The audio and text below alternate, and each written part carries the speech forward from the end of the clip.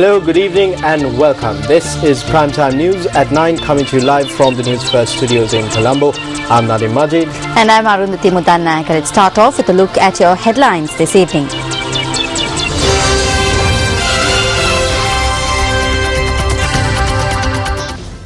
Over 200 millimeters of rainfall recorded in Kitulgala and Yatiantota. Landslide warnings issued for 4 districts. Fallen trees hamper traffic on several roads in Colombo.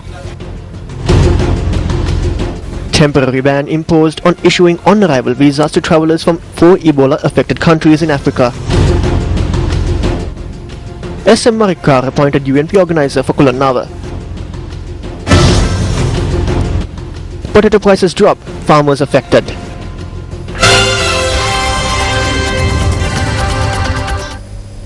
And now for the stories in detail. SM Marika has been appointed as the UNP organizer for the Kulannava electorate. The appointment letter was presented to SM Marika by UNP leader Ranil Wickramasinghe this morning.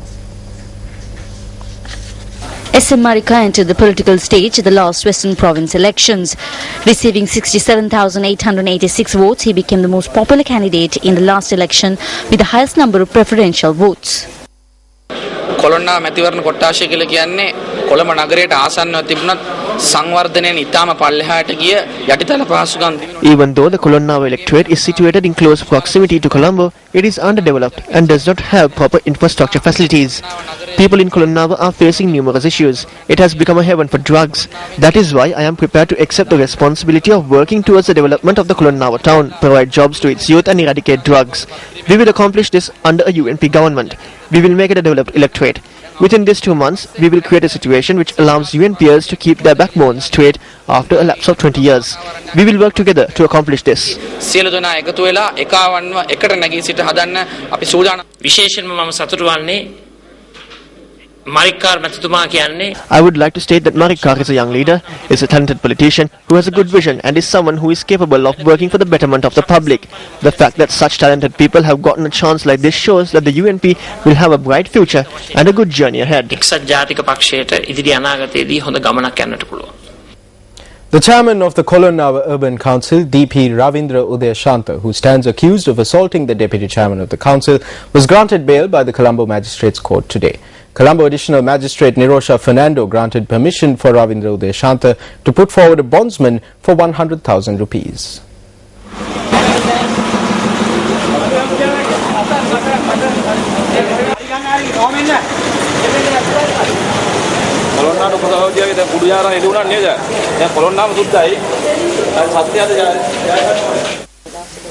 The police say although a complaint had been lodged that the chairman had a firearm in his possession, there was no evidence.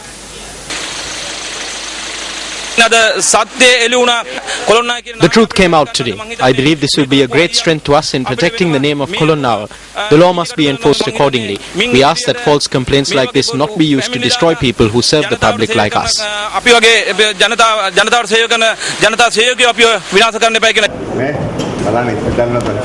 The Kulannava Urban Council convened under an acting chairman today owing to the absence of both the chairman and deputy chairman. Deputy Chairman Suresh Kodagoda later arrived to chair the meeting.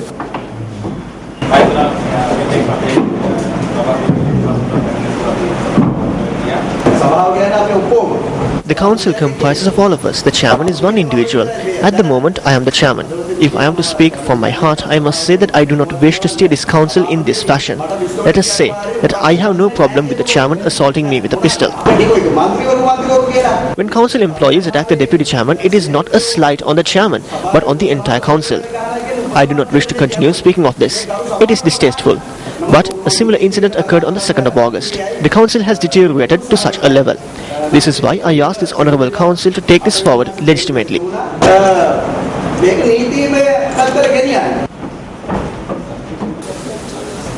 The deputy chairman then left the chamber but returned a few minutes later.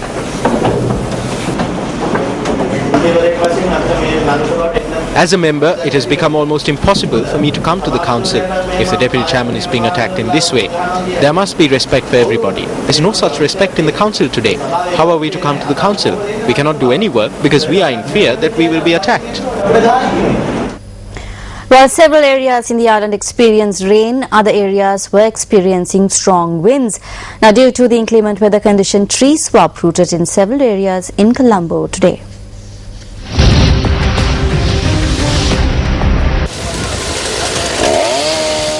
Vehicular movement along the Kolpiti duplication road was hampered as a result of a tree that had uprooted in the area. The tree fell on a car and a three-wheeler, resulting in heavy traffic.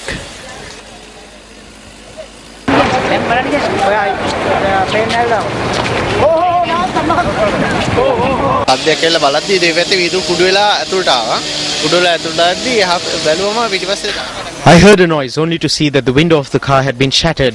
When I turned around, I saw that the tree had fallen. He got down and I managed to get out the same way. I saw that a three-wheeler was wedged under the tree. They were able to take out one person while the other was trapped. Later, a backhoe was brought to help release the other individual and he was taken to hospital.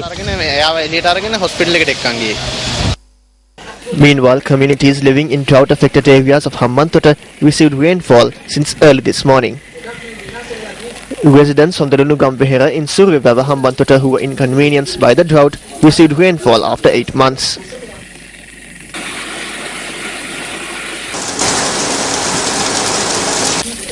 The Department of Meteorology states that rains can be expected in areas with dry weather condition during the second intermonsoonal period. With heavy rainfall experienced in the Gaul town, a number of roads were inundated. Our correspondent stated that the Kaluwella Road as well as the Abdul Wahab Mawata were inundated in the Kongaha junction due to the Murugada waterway overflowing. Gaul recorded a rainfall of 81.1 millimeters, while the Tawalama area recorded a rainfall of 101 millimeters. Meanwhile, the Alupula Road in Hikkadua was inundated, causing disruption in vehicular movement in the area. Trees which are uprooted in the Maravala and Madagama areas along the Chilau-Colombo main road resulted in traffic congestion experienced in these areas. Our correspondent stated that vehicular movement was disrupted for a period of 15 minutes on the routes in question. Our correspondent added that fishermen in Chilau refrained from setting out to sea owing to the prevalent weather conditions. The Department of Meteorology notes that the fishing community should remain vigilant as wind speeds could increase up to 70 km per hour. Our correspondent stated that over 1,000 acres of paddy lands in areas including Maravala, Megoda were destroyed due to heavy showers. We have about 4 acres of paddy land, but now they are destroyed. There was no one to clean the canals for the water to recede. Now certain areas remain congested. We are in debt and we are suffering. Meanwhile, the Department of Meteorology states that heavy mist was experienced in the Nuwara Eliya, Badulla and Bantarawala areas. Due to meteorologist Jeevan Karunaratne added that the Hambantota area could expect further rainy conditions.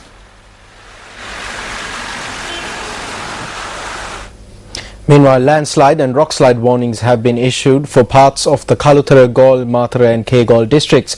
The National Building Research Organization notes that communities in these areas should remain cautious. Let's now take a look at the weather forecast for the next 24 hours.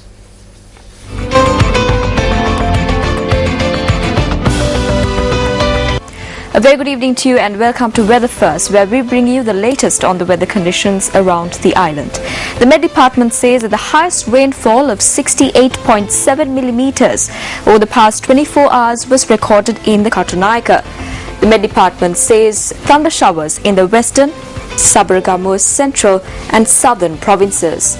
Now taking a look at the sea areas around the island, the Met Department is forecasting rough seas off the coast extending from Putlam to Hambantota, while Colombo and Gaul with wind speeds up to 20 to 40 kilometers per hour.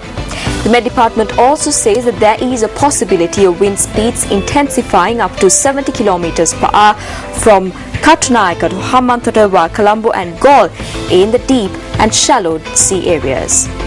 Let's now take a look at the forecast highs for the next 24 hours in other areas of the island.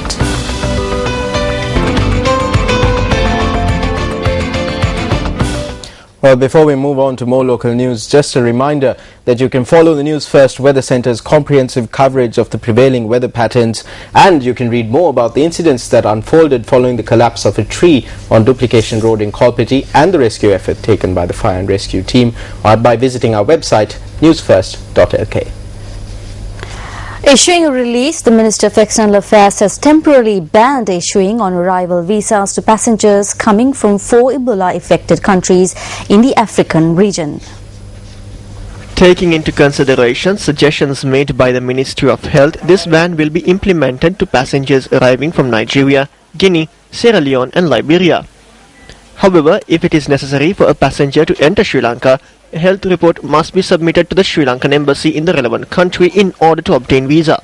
Furthermore, special measures have been taken to screen passengers arriving at the Katunayaka International Airport to prevent the spread of the Ebola virus. The Ebola virus has so claimed the lives of 1,000 individuals in the West African region. And up next, the battle for over.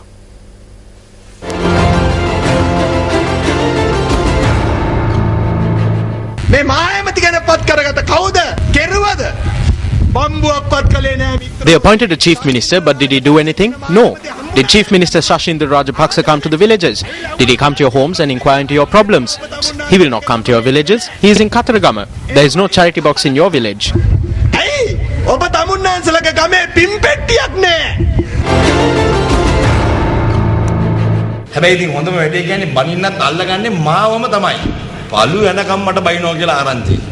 The best thing is that they latch onto me when they need someone to scold. If they are trying to criticize me through jealousy and trip me up, I must warn them that I am not a person who trips easily.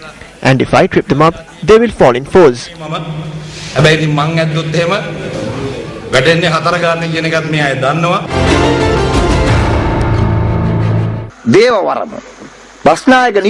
is the Basnayaka Nilame, but he is with the gods in Kataragama.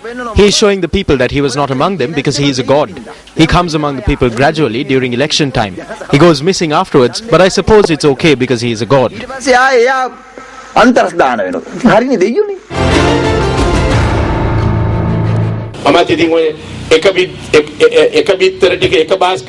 Even I put all my eggs in one basket the last time. If the basket topples, it will all be over. This is not a good time to go around overturning baskets. There is a presidential election and a general election coming, so we are staying on everyone's good side.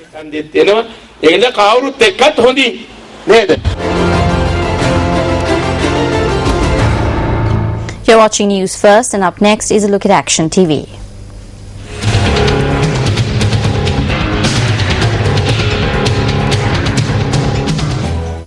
Ten days have passed since officials of the Forest Conservation Department conducted a raid in the Olanda Ella Sanctuary in Kotavehera, Ampara on a group of persons who were bundling up timber from a fallen kumbuk tree. The Ampara Division Secretary had addressed a letter to the Grawan Iladari of Kotavehera, making it out that the bundling of timber from this fallen tree was a legitimate affair. If forest conservation officers did not intervene in the matter, it is possible that the timber that was taken from this fallen tree would have found its way to a private timber mill in Ampara. Given that timber on state lands can only be taken over by the State Timber Corporation, it is wrong of the Divisional Secretary to inform the Grawan Iladari through this letter that the timber is to be transported to a private timber mill. What boggles the mind in this case, however, is the fact that the private timber mill in question is in reality a paddy mill. While a pickup truck belonging to the Divisional Secretariat was deployed for the endeavour to bundle up this timber, the endeavour was supervised by 2 officials from the Divisional Secretariat, while one of the 2 people involved in the task itself had previously been produced in court on charges of timber racketeering. Although the timber was later handed over to the State Timber Corporation on the instructions of the Forest Conservation Department, the Department of Irrigation lodged a complaint with the police noting that the timber in fact belongs to them. The complaint lodged by the Irrigation Department also notes that 4 kumbuk trees in close proximity to the fallen tree had been charred near the roots. Action TV made inquiries from the police regarding what steps they have taken with regard to this complaint. The police have received information that a tree has been felled in the Kotavehera area. However, it was reported that when the police went to the location, they found that it had already been secured by officials of the Forest Conservation Department.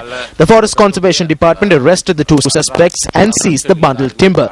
If irrigation officials are unhappy with this, they must lodge a complaint with the Forest Conservation Department or the director of the department.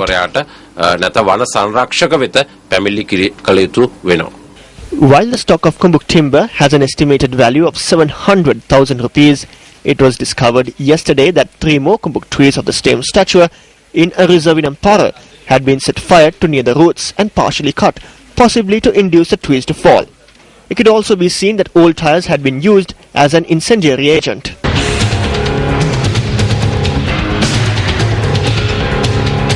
The trade union collective of the State Printing Corporation alleges that the appointment of the chairman of the SPC was politically motivated, and as such a grave injustice has been done.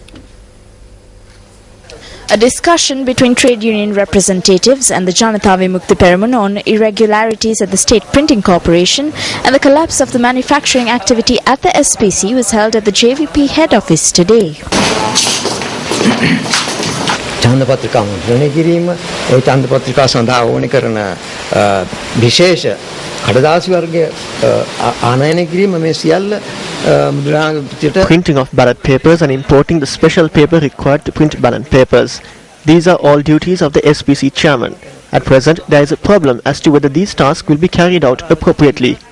This is evident when you look at the printing jobs that have been undertaken by this person. This is the invitation to the Rata Rakina Nil Paura Surakimu Maubima program that is being conducted at present by the SLFP all over the country. Several such conferences have already been held. The printing has been done in violation of the law and the establishment code, and it is undemocratic. Given the situation, can we have any faith that a free and fair election will be held under this government? ප්‍රජාතන්ත්‍ර විරෝධී ඒ වගේම ආයතන සංග්‍රහය මේ සියල්ල උල්ලංඝනය කරලා තියෙනවා. ඉතින් මේ තත්ත්වය තුල අපට පුළුවන් ද විශ්වාස කරන්න මේ ආණ්ඩුව අතරේ The chairman of the SPC has accepted that printing jobs for political parties can be undertaken and that payment for the same will be obtained from the Ministry of Economic Affairs. So we too are hoping that in the future, if we need to have some posters printed, we can get it done through the SPC and refer the invoice to the Economic Affairs Ministry. 75 to 80% of the manufacturing process has been given to the private sector. The SVC is undertaking printing for political parties in addition to printing work for enacted institutions, and employees' overtime payments have been cut back. This institution too will collapse in the very near future.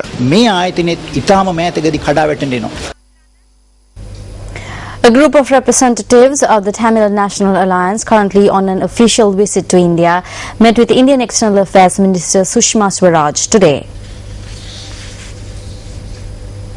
The TNA delegation met with External Affairs Minister Sushma Swaraj at the ministry in New Delhi today.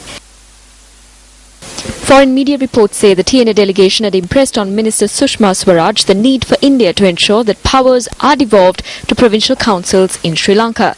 The TNA delegation had also highlighted to the Indian External Affairs Minister the importance of implementing the 13th Amendment to the Sri Lankan Constitution.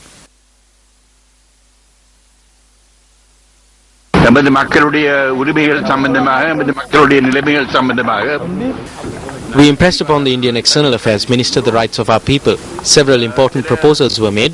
We are very satisfied with the talks we held. I cannot elaborate further at this moment. I will reveal all following our meeting with the Prime Minister tomorrow. We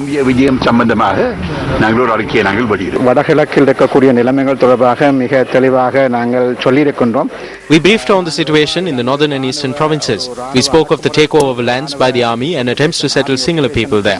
What will happen to the Tamil people in another 5 years? We are dissatisfied with progress on the 13th Amendment.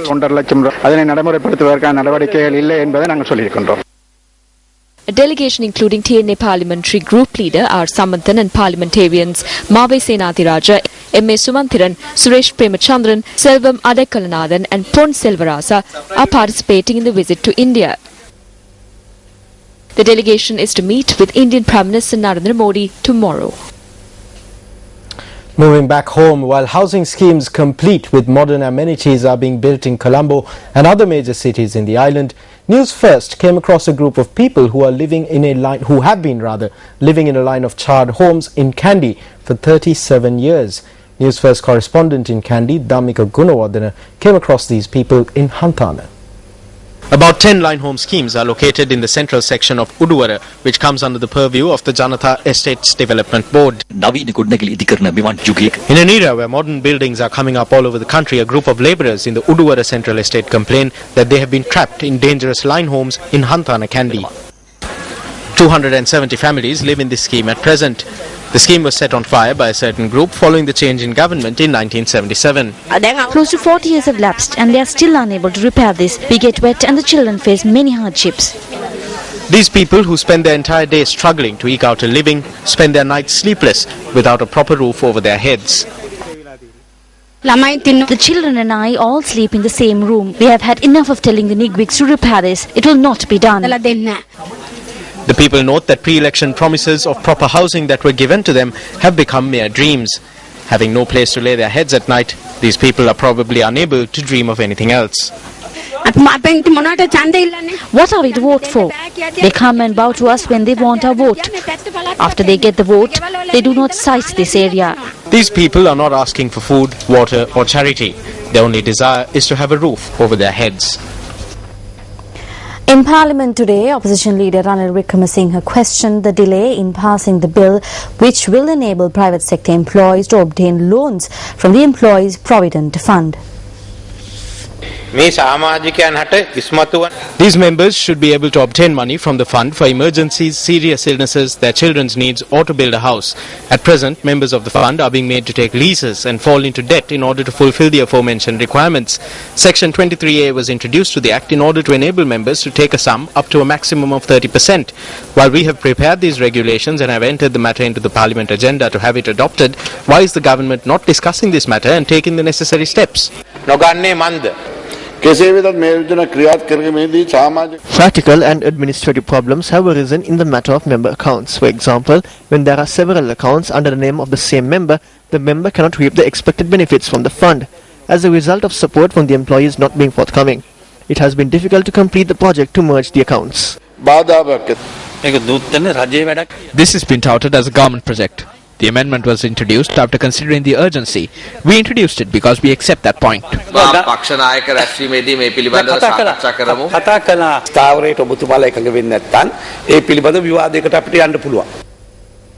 Also in the House of Legislation, parliamentarian Ravi Karunanayake raised questions regarding expenditure borne by Sri Lankan missions abroad to entertain visiting Sri Lankan politicians and public officials. Deputy Minister of External Affairs Newmal Pereira responded. It's just that I don't want to reveal certain names of our colleagues in Parliament. But I can say with authority in Washington, you have spent more than $2 million reimbursing members of Parliament being in there. Thailand has over $200,000 spent. I'm wondering whether there is a concealment of information in this House. The Ministry had issued circulars instructing all missions not to incur any expenditure to cover expenses of politicians or public servants. But still, if there are any exigencies, embassies do pay, but they have to be reimbursed by relevant ministries or by departments. But we have not allocated any funds for the payment of ministers or public servants. In United Kingdom, 2 ministers have gone and their reimbursement their entertainment expenditure was borne by the ministry, by the embassy. And that particular ambassador was unable to take clients out for the simple reason that had happened. I know it is an ongoing situation. I can't understand as to why the Deputy Minister is saying it is not happening. When an ambassador doesn't have $1,000 to have entertainment of clients that he is representing the country over there. Honourable Member, it can't be so, because if it is a foreign ministry, we allocate money from Colombo if there is any emergency or any exigencies.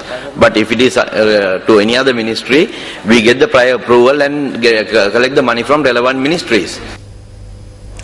The United National Party charges that there is a deterioration in the police service.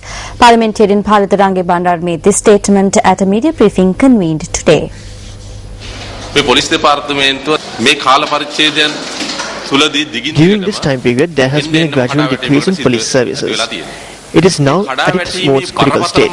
DIG in charge of Colombo, Anura Senanayake, stated recently that he would get over 300,000 votes if he contested for elections. He is a police officer in active duty. They jailed General Sarath Fonseca, stating that he engaged in politics while in active duty. They imprisoned him for 2.5 years.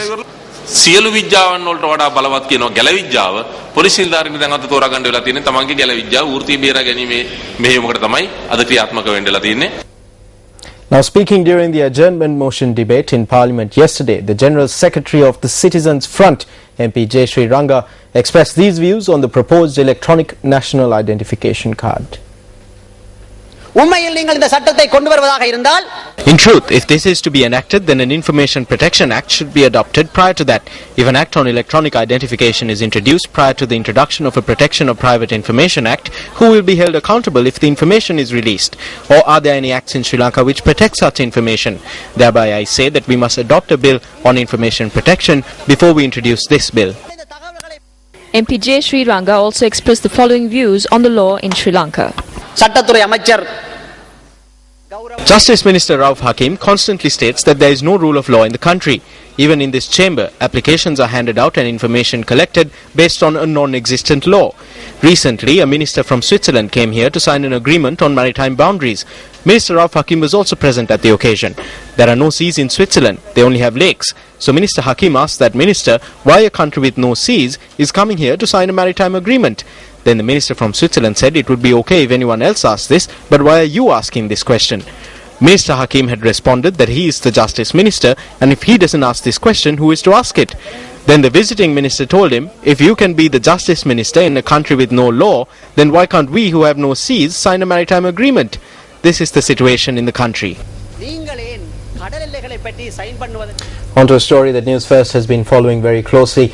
Australia's Immigration Minister Scott Morrison defended his country's tough policies on asylum seekers today, saying measures that include the detention of children and denial of permanent visas were needed to stop dangerous people smuggling ventures. Now, Scott Morrison was giving evidence to an Australian Human Rights Commission inquiry into the well-being of children in immigration detention centres on the Australian mainland and on remote islands in the Pacific and Indian Oceans.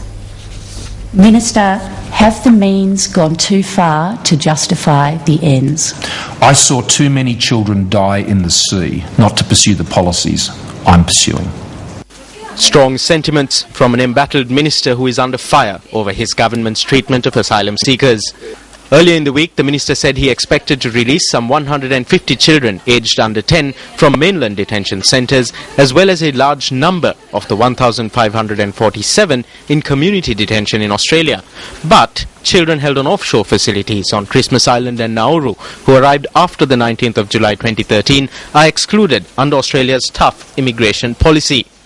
Under the policy, the asylum seekers are prevented from being resettled in Australia, regardless of whether they are judged to be genuine refugees. Is the detention of children a deterrent for the purposes of stopping the boats? Children being detained in facilities has been a consequence of the policies that more broadly have been effective in securing Australia's borders, restoring the integrity of our immigration program and stopping children dying at sea. Do you accept the evidence that detention is currently doing harm and damage to the children detained? This is why I am keen to see as few children in detention as possible. Morrison's appearance before the inquiry comes after the Australian High Court yesterday set a date for a full bench hearing into the government's handling of 157 purportedly Sri Lankan asylum seekers who were detained at sea for weeks in June. The expedited hearing is to be held on the 14th and 15th of October and will possibly see the involvement of the UN as well, according to lawyers for the asylum seekers. The price received by potato farmers in the Badulla district has declined. Farmers say that their produce, which sold for between 70 and 80 rupees only last week, is being purchased by private traders at present for between 50 and 60 rupees per kilogram. However, Lanka Sathosa notes that steps have been taken to purchase potatoes at the stipulated price of 80 rupees per kilogram from farmers in the Badulla district.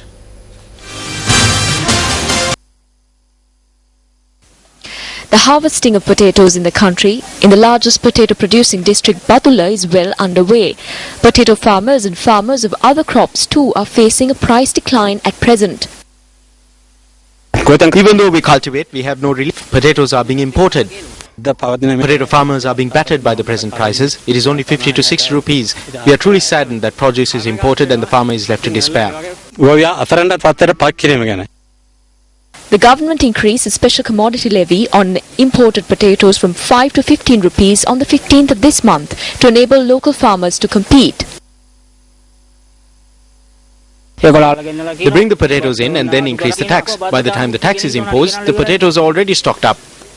Vegetable vendors question as to whether the special commodity levy has had the desired effect. Where we cannot even sell potatoes for 55 rupees per kilogram. It cannot be sold because of imported produce. While local potatoes are sold for 80, 85 or 70 rupees, there are plenty of stocks of imported potatoes which are being sold at 35 to 40 rupees. The government introduced a stipulated price of 80 rupees per kilogram of potatoes to be purchased from local farmers via Lanka Sathosa in order to resolve the problems faced by the farmers. If farmers wish to sell their produce to Lanka Sathosa, they are required to register with the Agrarian Services Department prior to the harvest. We did not know that we would receive a price of 80 rupees. If we were told, then we would have made preparations. We have commenced a program to purchase potatoes from farmers in the Badulla district at 80 rupees a kilogram. We informed farmers to sign agreements beforehand, but some farmers did not do so. But at this moment, we have decided to purchase potatoes from all the farmers, regardless of that.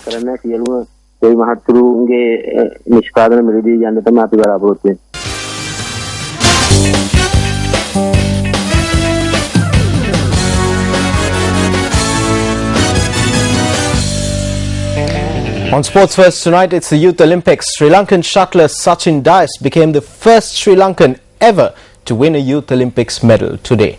Speaking to Sports First after his victory, Sachin noted that competing alongside the number 2 ranked youth player in the world made it easier to win the medal.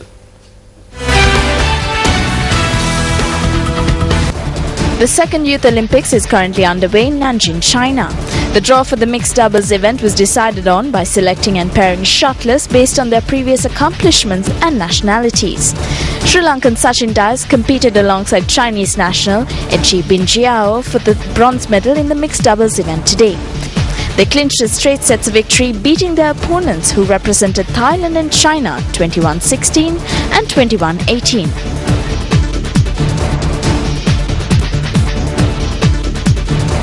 This is the second Youth Olympics. I'm really happy to bring Sri Lanka's first ever medal at the Youth Olympics. I committed a lot to this. My next hope is to bring a medal to Sri Lanka at the Olympics. My Chinese partner assisted me a lot. She won gold in the women's singles. She is ranked number 2 in the world. I was fortunate to have her as my partner for the doubles event.